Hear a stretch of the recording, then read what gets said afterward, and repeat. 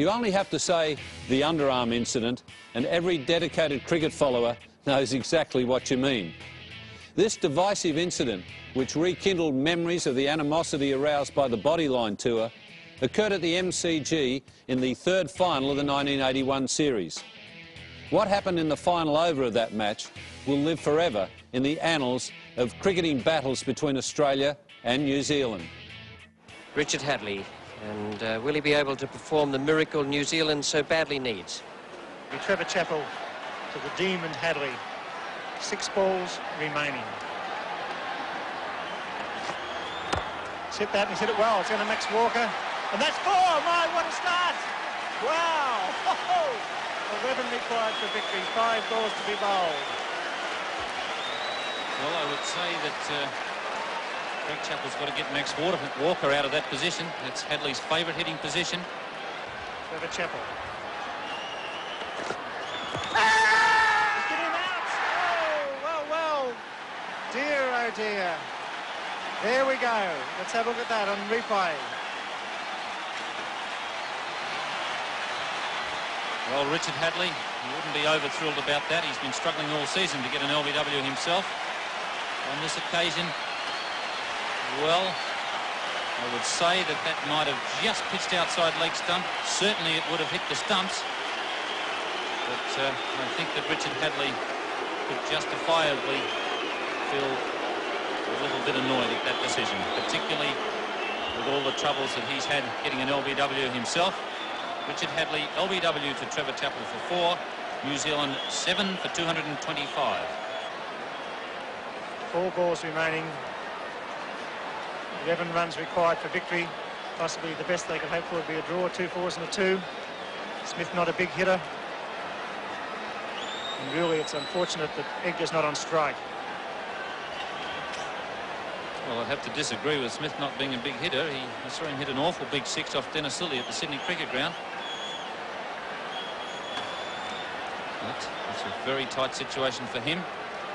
Young cricketer. International experience, not great. He's up against a bowler who is also not greatly experienced in international cricket. A lot of pressure out there. Fieldsman everywhere. He's hit it well. Go for 2. And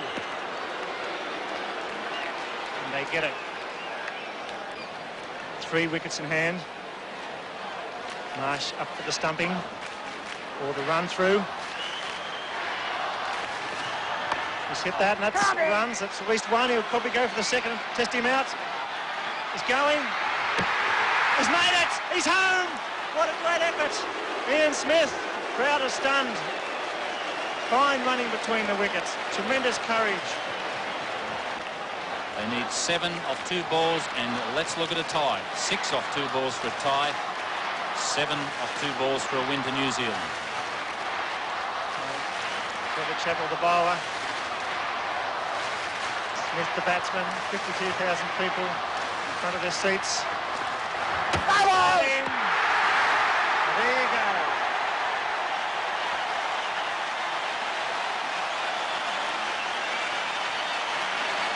Trevor Chappell, short of the length. Trevor Chappell coming on to bowl the last and vital over. Put away for 4, and he's picked up 2 wickets. Trevor Chappell slamming that one in short of the length. It doesn't bounce very high, and that's what's beaten Ian Smith. The fact that it's kept a little bit low, he's hitting across the line, looking for the big hit over mid-wicket. It's gone underneath his bat and just hit about just under halfway up the stumps. Ian Smith is out, bowled Trevor Chappell for 4. 8 down for 229. And New Zealand's only hope now is a 6 off the last ball for a tie.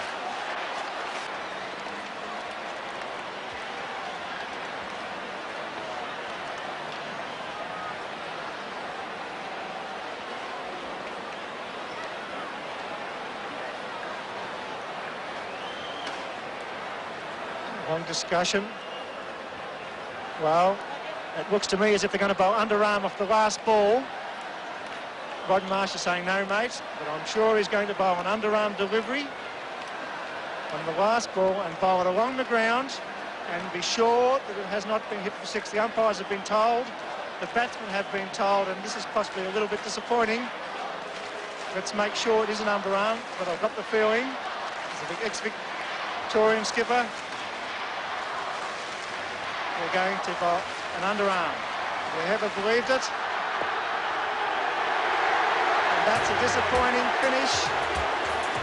Disappointed Brian McKechnie, the crowd boo. And it's all over. After 50 overs, New Zealand 8 for 229.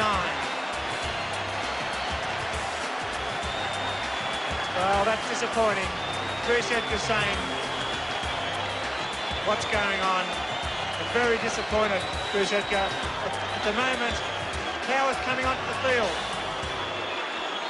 Now, one of the New Zealanders are disappointed, and none of them more disappointed than their skipper, Geoffrey Howe. There he is now, talking with the two umpires Cronin and Weezer, and I know exactly the reason he's out there.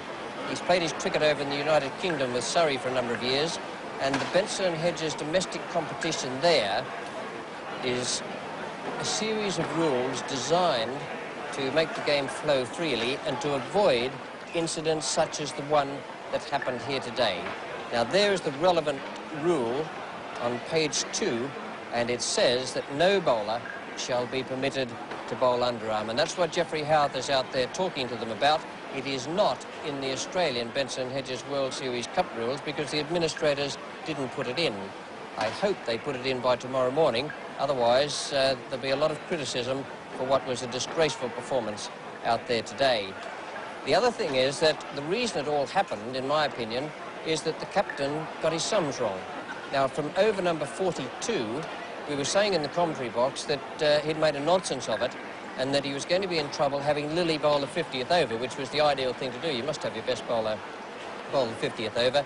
And Lilly, Marsh and Greg Chappell and Hughes were there counting on their fingers trying to work out who should bowl 46, 7, 8, 9 and 50.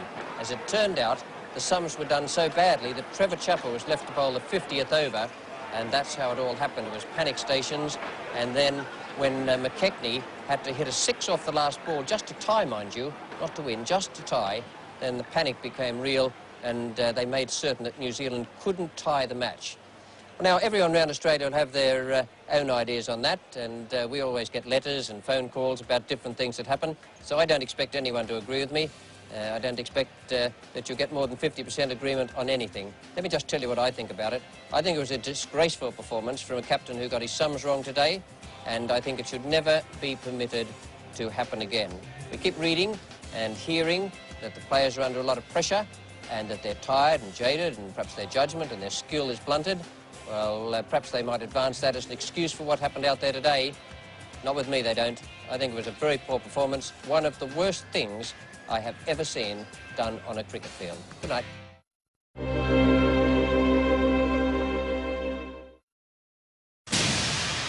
This has been another presentation of Nine's Wide World of Sports.